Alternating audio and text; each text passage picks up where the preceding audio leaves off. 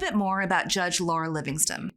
I started my legal career in the 1980s as a staff attorney with what was then called the Legal Aid Society of Central Texas. It's changed names, but we think of it as legal aid locally. So when I started out at Legal Aid, I was on a fellowship. I was a Reginald Heber Smith Community Lawyer Fellow. And that meant that I got to spend about 75% of my time doing what I like to call just bread and butter legal work for Legal Aid. But the other 25% of the time, I got to be involved in some sort of community legal education project. And that was what attracted me to the fellowship program and what made my time at Legal Aid really special. When the fellowship was over, my superiors offered me a permanent staff attorney position at Legal Aid, and I ended up staying in that office about 6 years.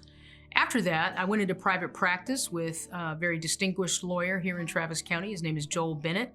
Joel is a wonderful lawyer, a great mentor. He's worked as a judge. He's worked in the civil arena as well as on the criminal side. And I learned a great deal from working with Joel for the time I was at his firm. After that, I started my own law firm with one of my friends from Legal Aid, S. Gale Parr, and the two of us opened the law firm of Livingston and Parr, where we were engaged in general civil litigation with an emphasis on family law. While I was working in my own private practice firm, I got recruited really to be an associate judge.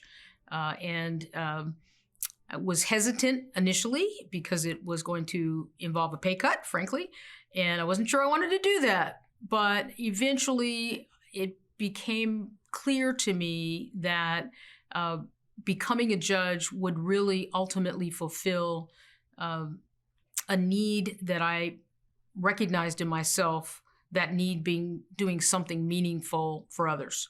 And so I decided to accept, when offered, the position of associate judge here in Travis County, and I absolutely love that work.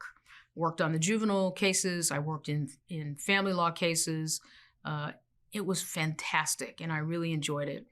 Shortly after, though, I was on the bench, one of the district judges decided to retire, and when that happened, I decided to run for election, and I guess, as they say, the rest is history.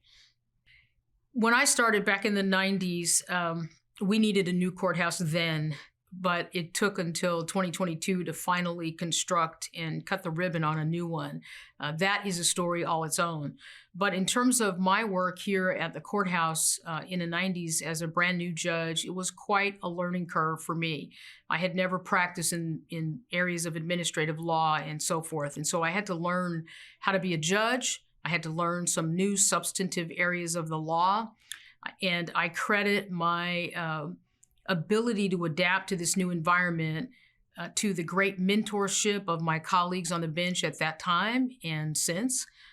And together, we teach each other, help each other, and work together to do the best we can do for the community that we serve. Oftentimes, when you're new to a position, you have to learn what you think you know about it, but you also have to finally figure out for yourself what you don't know that you don't know. And if you're a good listener, you will pay attention to the lessons that you can learn from others. There will be things that will stump you. There will be things that will stump them, and together you'll figure out the right answer.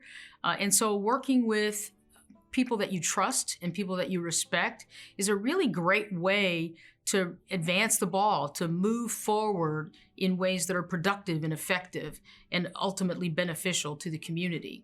And so mentorship, in my view, is essential to learning a position, enhancing your own work and your own personal success, but also enhancing your ability to be effective in your work. My parents have a strong work ethic, which they have instilled in certainly myself and my siblings.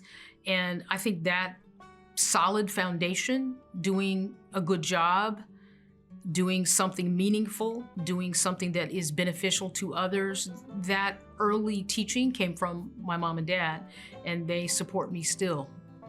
They were just recently here for my portrait unveiling, and it was incredibly significant and meaningful to me to have their support now and always.